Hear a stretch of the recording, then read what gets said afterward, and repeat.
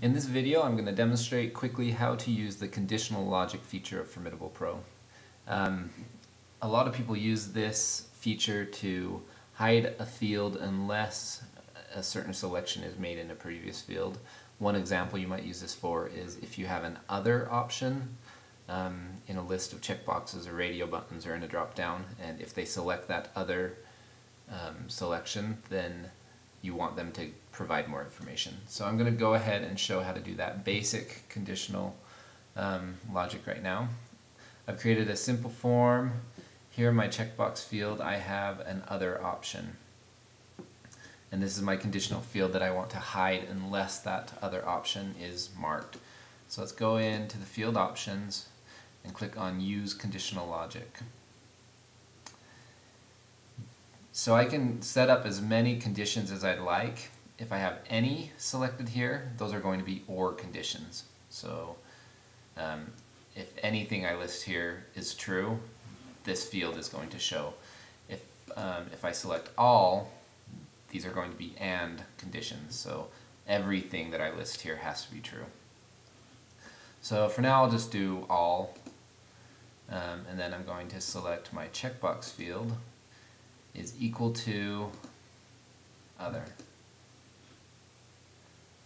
So that's all I want to do for right now.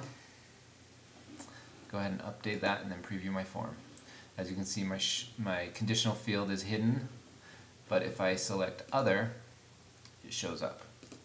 If I unselect it, it disappears again. So that's a very basic example of how to create a conditional field.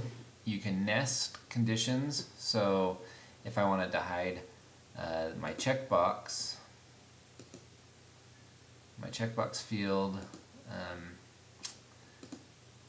unless my radio button field is equal to option 4, we'll say.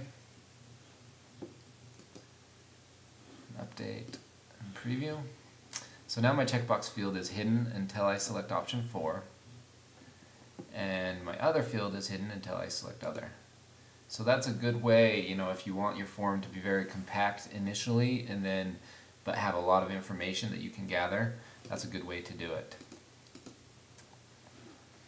Alright, so as I said before, you can do AND conditions. So let's show you how to do that now.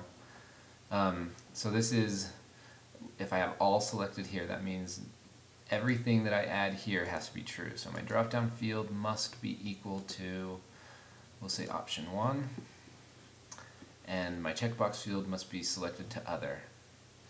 And I'm going to go ahead and get rid of that condition that I put here. To remove a condition, you just click X and go ahead and update and preview. Okay, so now I'm trying to remember what I said. I think I said that this had to be set to option 1 and other. As you can see, if only one of the two conditions are met, it's hidden. But when both conditions are met, it's displayed.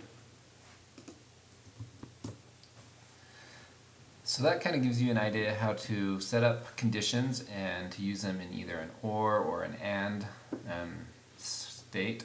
The other options you have here are to set a condition not equal to, greater than, or less than. Times you might use the greater than or less than, or if your options are dates or times, you might want to specify that only show a field if time is greater than so and so.